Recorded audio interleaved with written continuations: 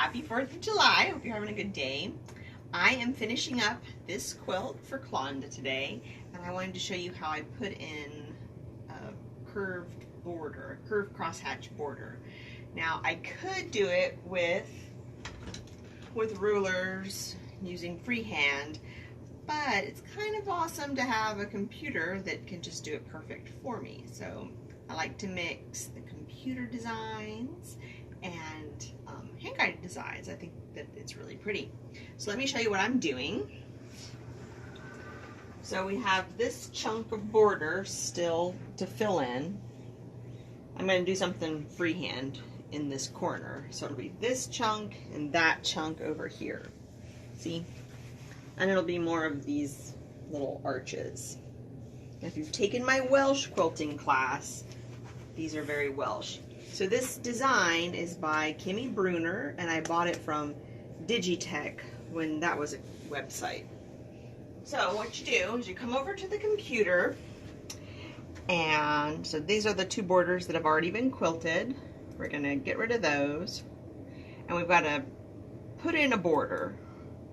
So it wants me to click out my boundary. So what I'm doing is I'm telling the computer where I want these arches put. So let's go do that now. And you do it with the head of the machine. So punch this little, line it up with where you want it. I put the needle right where I want it to start, and it clicks. So I'm making myself a little rectangle.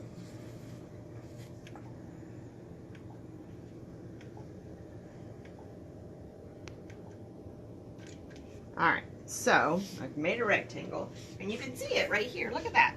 Boom, it's a rectangle. So it's the same place on the quilt on the computer.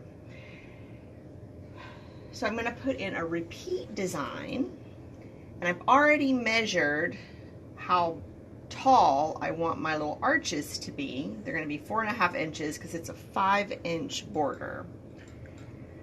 So I typed in, typically I think that the design is supposed to be like a 10 or a 12-inch border, but I shrank it down to make it fit this quilt. So it's 4.5 inches, which makes the width be 4.83 inches. So I've already done the math, and I know that I want 3 more arches in this area. So it wants to know where do you need to put these arches. And I want them to go in here, but I gotta manipulate them a little bit. So I just say, okay, and look, there's an arch. But we go down here, and it says, how many repeats do you want? Oh, is somebody asking a question? What's the question? What version of Creative Studios are you using? Okay. Oh. So I've got a question. Somebody wants to know which version of Creative Studios I'm using. That's a good question. The machine I have upstairs is using Creative Studio 7, and I absolutely love Creative Studio 7. I want to upgrade this one to 7, but I'm running 6 on this one.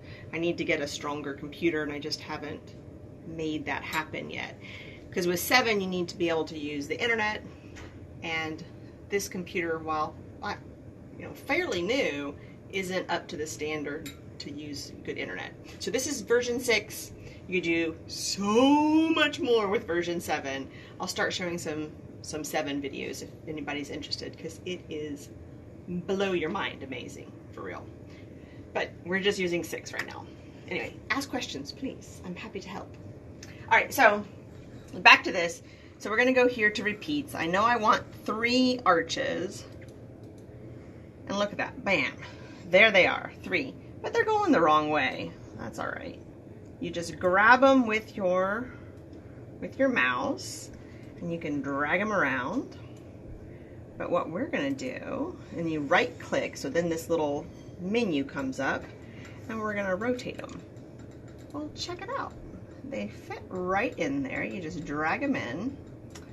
But see, it's not quite big enough, so if I did it like this, there would be this unquilted bit, and that would be ugly.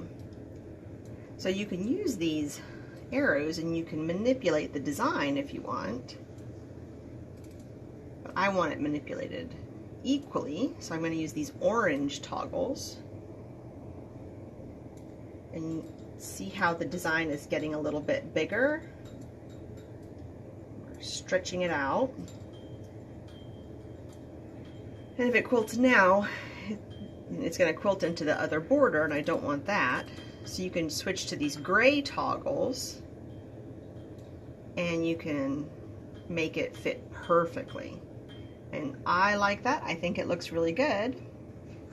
So I just click off of it, and now you hit the quilt button, and the machine's going to move to where I want it to sew. I've got a big knot here. You bring your thread up from the back, and you hit go. So that's how you lay in like a custom border. I think it's pretty awesome.